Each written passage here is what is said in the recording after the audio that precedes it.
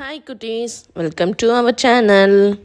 ஐயோ அடிக்காதீங்க வேண்டாம் நிறுத்துங்க, அவன் தாங்க மாட்டான், ஐயோ என் தம்பி தாங்க மாட்டான் அப்படின்னு சொல்லிட்டு ஒரு அக்கா தன்னுடைய தம்பிக்காக ஒரு போர் வீரன்ட்ட கதறாங்க. ஐயோ என் தம்பியை விட்டுருங்களேன், அவனால் அந்த அடி தாங்க முடியாது அப்படின்னு சொல்லிட்டு ஒரு அக்கா என்ன பண்ணுறாங்க, ஒரு துருக்கிய வீரன்ட்ட சொல்கிறாங்க. ரொம்ப ஆண்டுகளுக்கு முன்பாக அமெரிக்கா நாட்டில் ஒரு புரட்சி ஒன்று நடந்தது. அதில் துருக்கிய நாட்டு வீரன் ஒருவன் என்ன பண்ணுறான்னா, ஒரு நர்ஸையும் அவனுடைய சகோதரனையும் கடுமையாக தாக்குறான். அதில் அவனுடைய சகோதரன் அந்த தாக்குதல் தாங்காமல் மரித்து போகிறான். மரிப்பதுக்கு முன்னாடி சகோதரன் தன்னுடைய அக்கா, அவங்க நர்ஸாக இருக்காங்க, அவங்கள பார்த்து அக்கா ஓடிடு, உயிர் பிழைச்சி தப்பி ஓடி என்று சொல்கிறான். அப்படி சொல்லிட்டு அவன் என்ன பண்ணுறான், மரித்தும் போகிறான். தப்பி ஓடிப்போன அந்த நர்ஸு வலுக்கட்டாயமாக பிடிச்சி ஒரு மருத்துவமனையில் வேலைக்கு அமர்த்தப்படுறாங்க. அங்கே அந்த நர்ஸு தன்னுடைய வேலையை கவனமாக பார்த்துட்டு வராங்க.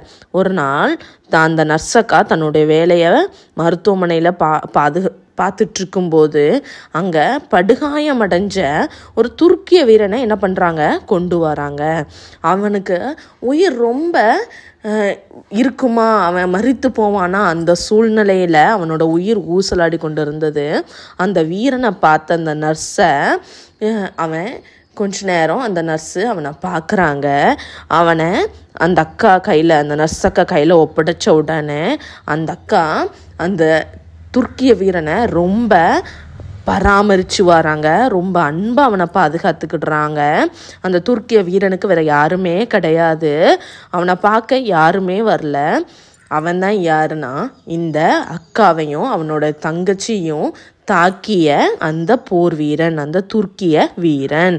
அந்த அக்காவுக்கு அவனை பார்த்த உடனே இவனை எப்படியாவது கொன்றலாம் அப்படின்னு ஒரு நினப்பு வந்திருக்கலாம். ஆனால் அந்த அக்கா என்ன பண்ணாங்க தெரியுமா, அப்படி எதுவுமே செய்யலை. அவனுக்கு ரொம்ப பாதுகாப்பாக இருந்தாங்க, அவனை ரொம்ப அன்பாக பாதுகாத்துக்கிட்டு இருந்தாங்க. அவனுக்கு எந்த ஒரு பழிக்கு பழி வாங்குதலும் அந்த அக்கா செய்யவே இல்லை. ஏன் தெரியுமா, அந்த அக்காட்ட ஏசப்பாவோட அன்பு இருந்தது. ஏசப்பா என்ன சொல்லியிருக்காங்க, எல்லாரிடமும் என்ன பண்ணுங்க, அன்பாக இருங்க, உங்கள் சத்துருக்களையும் சிநேகியுங்கள் அப்படின்னு தான் ஏசப்பா சொல்லியிருக்காங்க. அதனால அந்த நர்ஸக்கா தன்னுடைய வேலையில் உண்மையாக இருந்தாங்க. அந்த துருக்கிய வீரனை ரொம்ப பத்திரமாக பாதுகாத்தாங்க. அவங்களுடைய அரவணைப்பின் காரணமாக அந்த துருக்கிய வீரன் சீக்கிரமாக என்ன பண்ணான், சுகமடைஞ்சான்.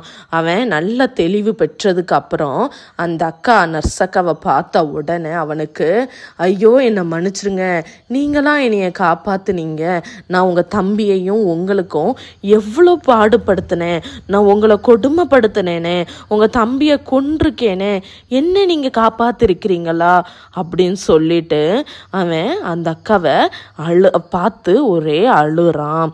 அந்த அக்கா, நீங்கள் அழாதீங்க அப்படின்னு சொல்லிட்டு அவனை பார்த்து ஒரு புன் சிரிப்பு தான் சிரிச்சாங்க. அதில் என்ன தெரிஞ்சது தெரியுமா, ஏசப்பாவோட அன்பு.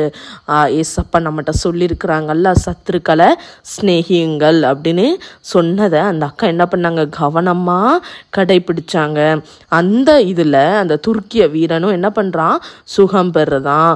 சுகம் பெற்றதுக்கு அப்புறம் அவன் அந்த அக்காட்ட மன்னிப்பு கேட்குறான். அவங்களுக்கு மிகுந்த சந்தோஷமாக இருந்தது.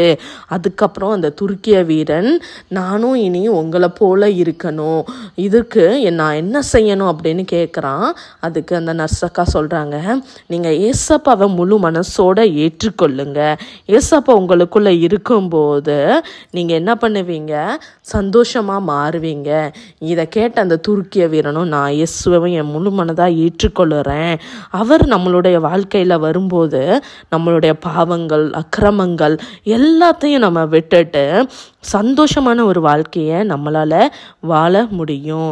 ஹலோ குட்டீஸ், நாம் எப்படி வாழ்ந்துட்டுருக்குறோம்? கவனமாக ஆண்டவரை தேடுறோமா? நம்மகிட்ட நற்கிரியைகள் இருக்கிறதா? இப்போ உன் ஃப்ரெண்டு ஒன்று அடித்தான்னா திருப்பி நீ என்ன பண்ணுற? அவனை அடிக்கிறியா இல்லை அவனை பார்த்து சிரிக்கிறியா? நீ ஏன் ஒன்று யோசிச்சுப்பாரு. அவனை நீ ஒரு சிரிப்பால் என்ன பண்ணணும்? ஜெயிக்கணும். அவன் அடித்தா நீ அவனை பார்த்து சிரி. அவன் உன்கிட்ட கேட்பான், ஏன் நான் அவனை அடிக்கிறேன், நீ என்னை பார்த்து சிரிக்கிறிய? அப்போ நீ சொல்லலாம், ஏசப்பா என் கூட இருக்கிறாங்க, நான் நற்கிரியையை என்னுடைய செயலில் காட்டுறேன் அப்படின்னு சொல்லிட்டு நீங்களும் உங்களுடைய வாழ்க்கையில் ஏசப்பாவை ஏற்றுக்கொண்டு இந்த துருக்கிய வீரனை போல மனம் திருந்தி ஒரு வாழ்க்கையை வாழலாமா? தேங்க்யூ.